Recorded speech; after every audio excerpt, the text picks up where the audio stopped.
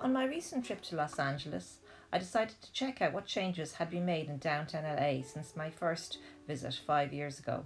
My first port of call was at the Grand Central Market, a busy centre with artisan stores and places to eat.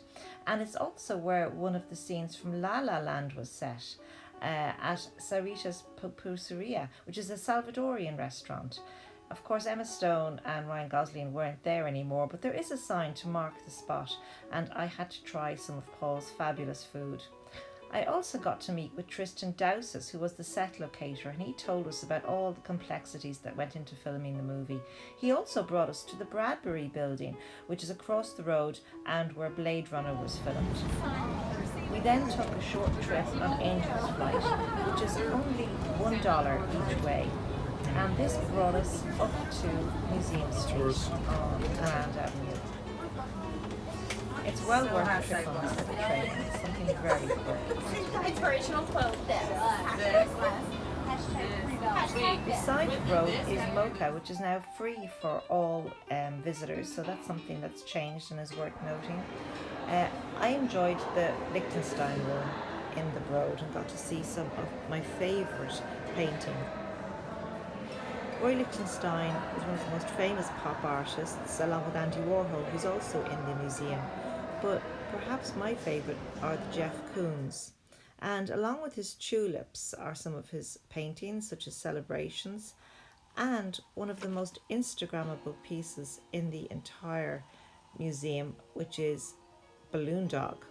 Of course, this is where Michelle Jackson got to meet Michael Jackson and Bubbles, and we had to stop off. They're stepping into the Infinity Room at the Broad. Ooh, how cool is that?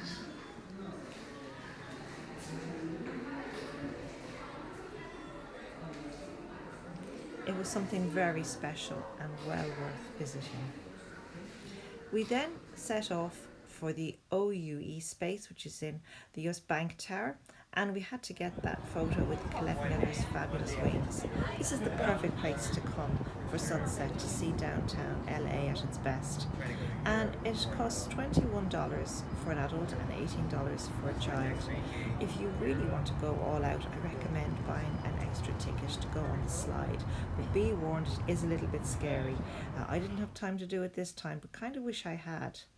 That next day, we went to downtown LA art tours, and I got my picture again with the famous Colette Miller wings.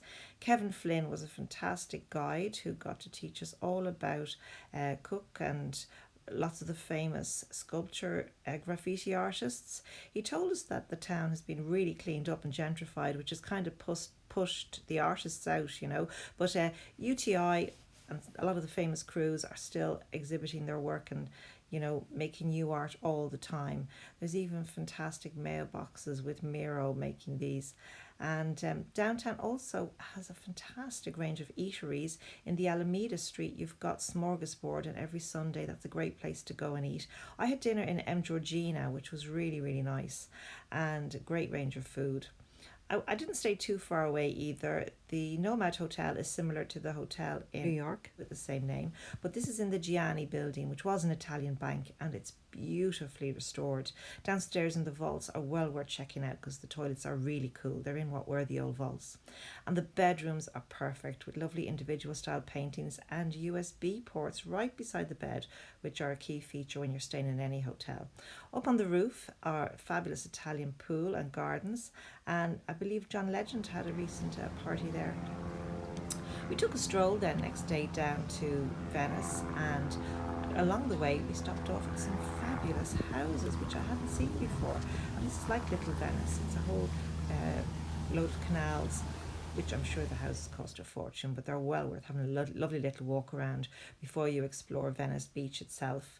And on the way to Venice Beach, we walked along Abbot Kinney Boulevard and had a gorgeous lunch in the Butcher's Daughter, which is a vegetarian restaurant with a fabulous range of juices and foods.